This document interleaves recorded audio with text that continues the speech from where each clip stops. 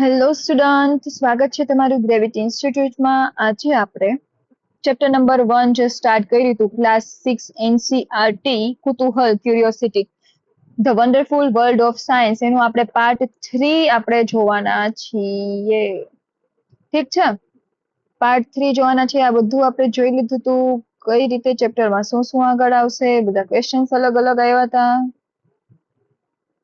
હવે આપણે જોઈશું અહીંથી, અહીંયા આપણે અંડરલાઈન કરી હતી કે હવે અહીંથી બાકી છે. ચાલો, ચેનલને સબસ્ક્રાઇબ ના કરી હોય તો સબસ્ક્રાઇબ કરો, એટલે તમને જેટલું પણ આગળ મટીરિયલ્સ હશે, નોટ્સ રિલેટેડ હશે, એમસીક્યુ રિલેટેડ હશે, પ્રેક્ટિસ રિલેટેડ હશે, બધું તમને આ ચેનલમાંથી મળતું રહેશે. ટેલિગ્રામ ચેનલમાં આપણે બધું અપલોડ કરીએ છીએ. ચલો સ્ટાર્ટ કરીએ. તો કદાચ તમારું ધ્યાન પણ નહીં ગયું હોય કે તમે આમાંના ઘણા પ્રશ્નોના જવાબ શોધવાનું શરૂ કરી પણ દીધું છે. ધારો કે લખતા લખતા તમારી પેન અટકી જાય છે, તો તમે શું કરશો? લખતા લખતા પેન અટકે તો આપણે શું કરીએ કે 2-3 વાર પેનને પટકીએ, અથવા તો આમ નીચે ગ્રેવિટી જે દિશામાં ફ્લો કરતી હોય નીચેની સાઈડ, તો એ રીતે આપણે શું કરીએ, પેનને છે એ પટકીએ. તો એના લીધે શું થાય, આપણને એટલી ખબર હોય કે એના લીધે જે સાય હોય પેનની અંદરની, તો એ નીચેની સાઈડ શું કરશે, ફ્લો કરશે અને આપને ઇઝીલી પાછું લખવામાં હેલ્પ મળશે. કદાચ તમે તમારી જાતને પ્રશ્ન પૂછશો, મારી પેન લખતા લખતા શા માટે અટકી ગઈ? તમે અનુમાન કરશો કે શાહી પૂરી થઈ ગઈ હશે. હા, એવું પણ હોય કે શાહી પૂરી થઈ ગઈ હોય તો પણ શક્ય બને કે એવું થાય. હવે તમે તમારી પેનને ખોલીને રિફિલને તપાસશો અને આ રીતે તમે તમારા અનુમાનની ચકાસણી કરશો. જો રિફિલ ખાલી હશે તો તમે માનશો કે તમારું અનુમાન સાચું હતું, પણ જો તમે રિફિલ ખાલી ન હોવાનું અવલોકન કરો તો તમે શું કરશો? તો તમે શાહી સુકાઈ ગઈ હશે તેવું બીજું અનુમાન કરશો. જો તમારો મગજ એટલો બધો ન દોડતો હોય તો પહેલા તમે એમ લાગે કે રિફિલ પૂરી થઈ ગઈ હશે, તમે રિફિલ ચેક કરો. જો આ છોકરી ચેક કરે છે એ રીતે કે ભાઈ આમાં તો રિફિલ ફિલઅપ કરેલી છે, તો તમે બીજું અનુમાન એવું લગાડો કે આ તો સુકાઈ ગઈ હશે એટલે એવું થતું હશે. તો તમે શાહી સુકાઈ ગઈ હશે તેવું બીજું અનુમાન કરશો. હવે આ અનુમાન સાચું છે કે નહીં તે ચકાસવા માટે તમે બીજું કંઈક કરશો. શું કરશો બીજું કંઈક? આ સાચું છે કે નહીં ચકાસવા માટે વાસ્તવમાં વિજ્ઞાન આ રીતે જ કાર્ય કરે છે. તમારી પેન શા માટે અટકી ગઈ તે જાણવા માટે તમે કરેલ પ્રયાસ એ વૈજ્ઞાનિક પદ્ધતિનું એક ઉદાહરણ છે. જ્યારે કોઈ પણ વસ્તુમાં તમને ક્વેશ્ચન થાય ને, એટલે તમે એ ચેક કરવા માટે શું કરો, કંઈક પ્રયાસ કરો, તો એ એક વૈજ્ઞાનિક પદ્ધતિનું જ એક ઉદાહરણ છે. હવે તમે ચેક કરશો કે જે આ રિફિલમાં જે ઇંક હતી એ સુકાઈ ગઈ છે કે નહીં, તો એ વૈજ્ઞાનિક પદ્ધતિનું એક ઉદાહરણ છે. આવી જ રીતે સાયન્સ છે એ તમે ભણો છો, આગળ ભણશો. પ્રવૃત્તિ નંબર 1.1, ચાલો વિચારીએ અને લખીએ. આવી કોઈ એક સમસ્યા છે કે જેને તમે ઉકેલવાનો પ્રયત્ન કર્યો હોય તેના વિશે લખો. કોઈ એવી એક સમસ્યા તમારે લઈને આવવાની છે કે જેના ઉપર તમે કંઈક વિચારતા હોય. તમે વોટર ઉપર વિચારતા હોય, તમે યુનિવર્સ ઉપર કંઈક ક્વેશ્ચન્સ વિચારતા હોય, તો એ તમારે શું કરવાનું છે? નોટ ડાઉન કરવાના છે. આ માટે તમે કયા સોપાનો એટલે કે સ્ટેપ્સ અનુસર્યા હતા? હવે કયા સોપાનો તમે સ્ટેપ્સ છે એ અનુસર્યા હતા? હવે તમને પેલા ક્વેશ્ચન થાય કે કોઈ પણ ન્યૂ ક્વેશ્ચન થાય તો તમે એને નોટ ડાઉન કરો અને પછી એના સોપાનો તમે ચેક કરો કે ભાઈ આવું થયું હતું, આવું થયું હતું, આવું થાય છે. સ્ટેપ બાય સ્ટેપ તમે વર્ક કરો અને ક્વેશ્ચન પૂછો અથવા તો ગૂગલ ઉપર સર્ચ કરો કે એ બધું. વિજ્ઞાન એ માત્ર તથ્યો એટલે કે હકીકતો અને આંકડાઓ યાદ રાખવા અથવા પ્રયોગો કરવા વિશે નથી. ખાલી પ્રયોગો કરવા અને તથ્યો ઉપર જ ફોકસ કરવું એવું વિજ્ઞાનનું જે ફોકસ છે એ નથી. વિજ્ઞાન એટલે એવી પ્રક્રિયાના ક્રમિક સોપાનોને અનુસરવું કે જે આપણને થતા પ્રશ્નોના જવાબ શોધવા મદદરૂપ થાય. યાદ રાખવાનું છે. વિજ્ઞાન એટલે શું કે એવી પ્રક્રિયાના ક્રમિક સોપાનો એટલે કે અલગ અલગ સ્ટેપ છે એને અનુસરવાના, અને પછી આપણને જે કોઈ પણ ક્વેશ્ચન થાય છે એને શોધવા માટે શું કરશે? હેલ્પ કરવું. એ શું થશે? વિજ્ઞાન થશે. તો આ કયા સોપાનો છે જેને આપણે અનુસરી શકાય? એવા કયા સોપાનો છે જેને અનુસરી શકીએ? આ સોપાનો છે તમારે યાદ રાખવાના છે. 5 માર્ક્સના ક્વેશ્ચનમાં છે એ પૂછી શકાય કે તમે 5 એવા સ્ટેપ્સ લખો કે તમે 1 બાય 1 શું કરશો. આ તમારે યાદ રાખવાનું છે. 5 માર્ક્સમાં પૂછી શકાય, અથવા તો 1 વર્ડ પણ તમને પૂછી શકે. એઝ અ ટીચર હું તો પૂછું છું, તો કોઈ પણ ટીચર છે એવી રીતે ક્વેશ્ચન પૂછી શકે. સૌપ્રથમ આપણને જે બાબત રસપ્રદ લાગે છે અથવા તો આપણે સમજી શકતા નથી તેવી કોઈ પણ બાબતનું આપણે અવલોકન કરીએ છીએ. એટલે શું થાય છે કે આપણને કઈ રસપ્રદ લાગે, ઇન્ટરેસ્ટ જેમાં કોઈ પણ વસ્તુમાં આવતો હોય તો એના ઉપર આપણે કંઈક અવલોકન કરવાનું શરૂ કરી દઈએ છીએ. એટલે અવલોકન કરવાનું શરૂ કરીએ, ઇન્વેસ્ટિગેશન ને બધું, તો એ છે ફર્સ્ટ તમારું સ્ટેપ આવશે. તમને રસપ્રદ લાગતી બાબત ઉપર તમે અવલોકન કરવાનું શરૂ કરશો. સેકન્ડ છે, આ અવલોકન આપણને, જે તમે અવલોકન કર્યું છે એ આપણને આશ્ચર્યચકિત કરે છે અને કદાચ આપણને તેના વિશે પ્રશ્ન ઉદ્ભવે છે. પહેલા તમે અવલોકન કરશો, પછી તમને એમાંથી ક્વેશ્ચન ઉદ્ભવશે. એટલે ફર્સ્ટ સ્ટેપ અવલોકન છે, સેકન્ડ સ્ટેપ પ્રશ્ન એટલે ક્વેશ્ચન ઉદ્ભવવાનું છે. તેમને એમાંથી ક્વેશ્ચન થશે, ભાઈ આવું કેમ થતું હશે, આવું કેમ થતું હશે. દેન થર્ડ સ્ટેપ છે, ત્યારબાદ આપણને તે પ્રશ્નના સંભવિત જવાબનું અનુમાન કરીએ છીએ. તમને તમારા થ્રુ જ મળી જાય ક્વેશ્ચનના આન્સર, અથવા ગૂગલ થ્રુ, અથવા પેરેન્ટ્સ થ્રુ, અથવા ટીચર્સ થ્રુ. તો તમને એ જેટલા પણ ક્વેશ્ચન થયા હતા તો એના તમને શું મળશે? સંભવિત જવાબ મળી જશે. એનું અનુમાન કરવાની વાત કરી છે કે અનુમાન કરવાનું છે એવું જવાબ. આપણે પ્રયોગો અથવા વધુ અવલોકનો દ્વારા અનુમાનની ચકાસણી કરીએ છીએ. હવે તમને એવું થાય કે ભાઈ મારા ટીચરે તો મને આવી રીતે કીધું, એ સાચું હશે કે ખોટું? તો એના માટે તમે શું કરશો? પ્રયોગ કરશો, એક્સપેરિમેન્ટ કરશો. એટલે તમને વધારે ખ્યાલ હશે. પેલા અવલોકન કરશો, પછી તમને એમાંથી ક્વેશ્ચન ઉદ્ભવશે. એ ક્વેશ્ચનના આન્સર તમને સંભવિત જે હોય એ તમને મળશે. તો એમાંથી તમે એના એક્સપેરિમેન્ટ કરશો કે એ સાચું છે કે નહીં. તે પછી આપણને ખરેખર પ્રશ્નનો જવાબ મળ્યો કે નહીં તે નક્કી કરવા આપણે પરિણામોનું વિશ્લેષણ કરવા એનાલાઇઝનો પ્રયાસ કરીએ છીએ. અને પછી આપણે એનું એનાલિસિસ કરશું અને આપણી બુકમાં અથવા તો કોઈ રિસર્ચ બુક છે જે મોટા મોટા વૈજ્ઞાનિકો યુઝ કરતા હોય, તે પોતાનું જે છેલ્લે એનાલિસિસ લખે કે આવી રીતે નહીં, આવી રીતે ઘણા બધા પ્રયોગો ઇન્વેસ્ટિગેશન કર્યું હોય પછી મળે છે. તો આ તમારા 5 જે સ્ટેપ છે એ તમારે યાદ રાખવાના છે. આમાંથી ક્વેશ્ચન પૂછી શકાય, એમસીક્યુ બની શકે. વૈજ્ઞાનિકો એટલે એવા લોકો કે જે સમસ્યાનો ઉકેલ મેળવવા કે કોઈ નવી શોધ કરવા વૈજ્ઞાનિક પદ્ધતિનો ઉપયોગ કરે છે. તો ખબર જ છે કે કોઈ પણ સમસ્યા હોય તો એનો એ શું કરશે? ઉકેલ મેળવશે અને નવી એવી કંઈક શોધ કરશે. એ છે એ વૈજ્ઞાનિક પદ્ધતિનો ઉપયોગ કરે છે. વૈજ્ઞાનિકો વૈજ્ઞાનિક પદ્ધતિનો ઉપયોગ કરે તો બધાને ખ્યાલ જ છે. તો કોઈ પણ વ્યક્તિ કે જે વૈજ્ઞાનિક પદ્ધતિને અનુસરે છે તે વૈજ્ઞાનિક ની જેમ કાર્ય કરે છે તેમ કહેવાય. હવે મારા તમારા જેવું કોઈ વ્યક્તિ હોય અને વૈજ્ઞાનિક પદ્ધતિનો ઉપયોગ કરતું હોય, લાઈક હું ફ્લાસ્ક ને બીકર ને બધું લઈને શું કરવા માંડું, કોઈ એક્સપેરિમેન્ટ કરવા માંડું, તો હું શું કહેવાય કે વૈજ્ઞાનિક પદ્ધતિથી કાર્ય કરતી હોય એવું કંઈક કહેવાય. રસોઈ બનાવતી વખતે કોઈ કુકરમાંથી દાળ બહાર નીકળતી જોઈ નવાઈ લાગી શકે છે કે શું કુકરમાં વધુ પડતું પાણી હતું?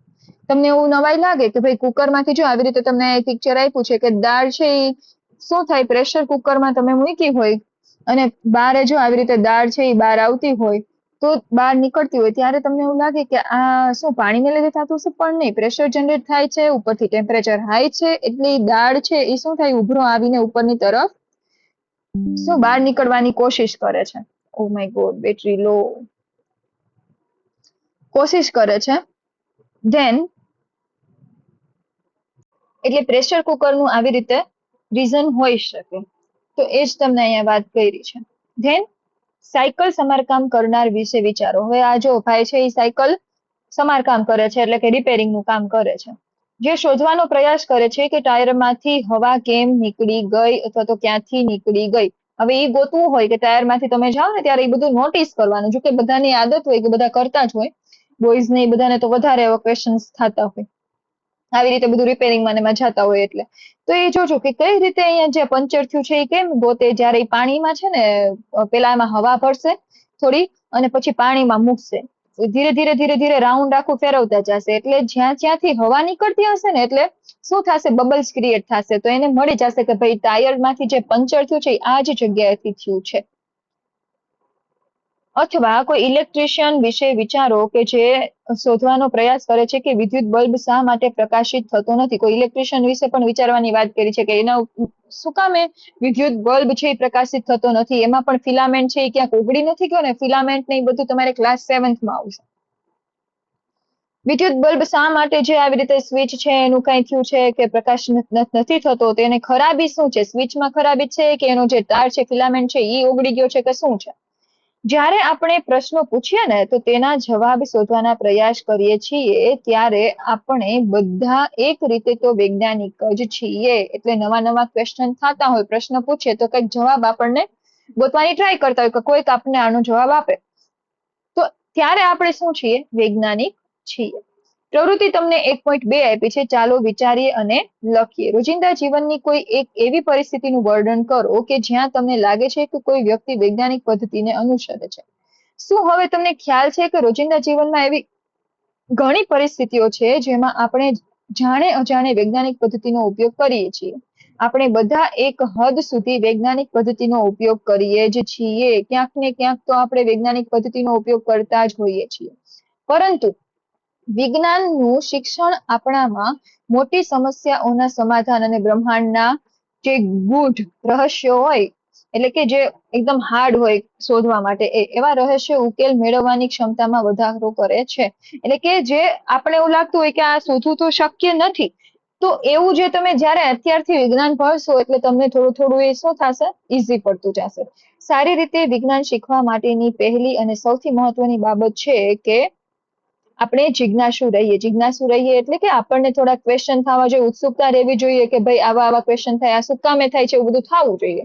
આસપાસની બાબતોનું ધ્યાનથી અવલોકન કરવું જોઈએ. એ બધું થાય તો તમે વિજ્ઞાન ઉપર વધારે ભણી શકો. યાદ રાખજો કે જ્યારે આપણે જિજ્ઞાસુ રહીએ છીએ તથા કેવી રીતે અને શા માટે એવા પ્રશ્નો પૂછવા લાગીએ છીએ, ત્યારે આપણને ખ્યાલ આવે છે કે આ દુનિયા એવી બાબતોથી ભરેલી છે કે જેના વિશે આપણે જાણતા નથી અને હજુ એવી કેટલી બધી બાબતો છે કે જેના વિશે શોધ કરવાની બાકી છે.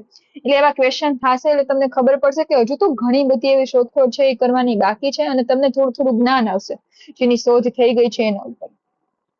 પ્રવૃત્તિ 1.3 આપી છે કે ચાલો વિચારીએ અને લખીએ.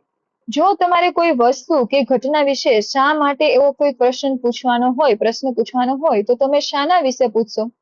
કોઈ એવો તમે જ વિચારો કે તમારે એમ શા માટે મેડમ આમ કેમ થયું હશે, તો એવા ક્વેશ્ચન શા માટે એવા ક્વેશ્ચન પૂછવા હોય કે શા માટે આવું જ, તો એવા તમારે ક્વેશ્ચન છે એ વિચારવાના છે.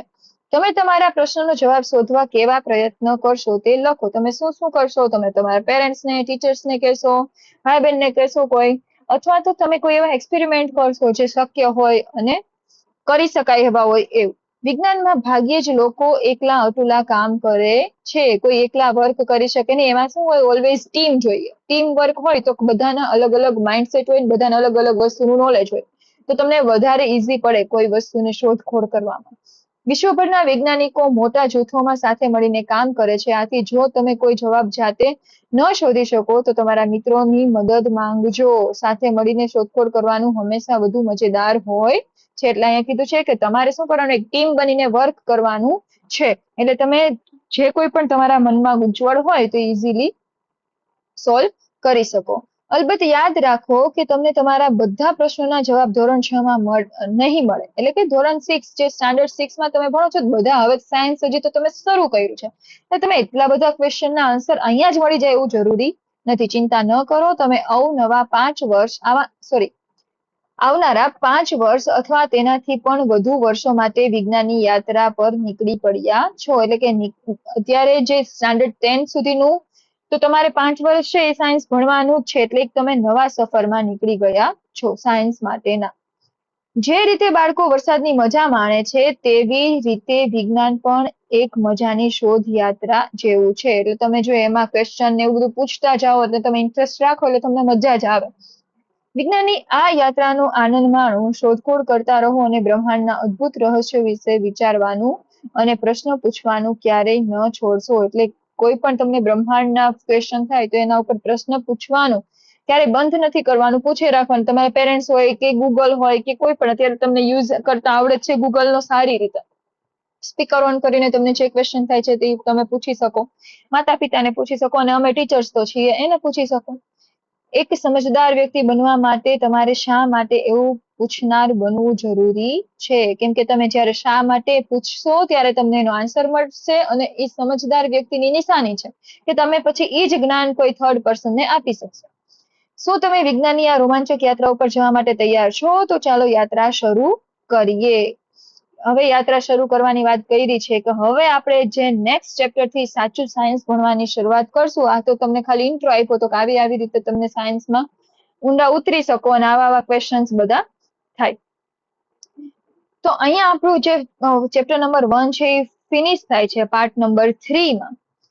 હવે આપણે એમસીક્યુઝ લઈને આવશું અને આના પ્રેક્ટિસ ક્વેશ્ચન આન્સર છે, કંઈક વર્કશીટ કે અલગ કંઈક લઈને આવશું. આમાં તો એટલું બધું નથી, નેક્સ્ટ ચેપ્ટર થી થશે, પણ આમાં એમસીક્યુ જો બની શકે એટલા બનીને હું તમને નેક્સ્ટ પાર્ટમાં લઈને આવીશ.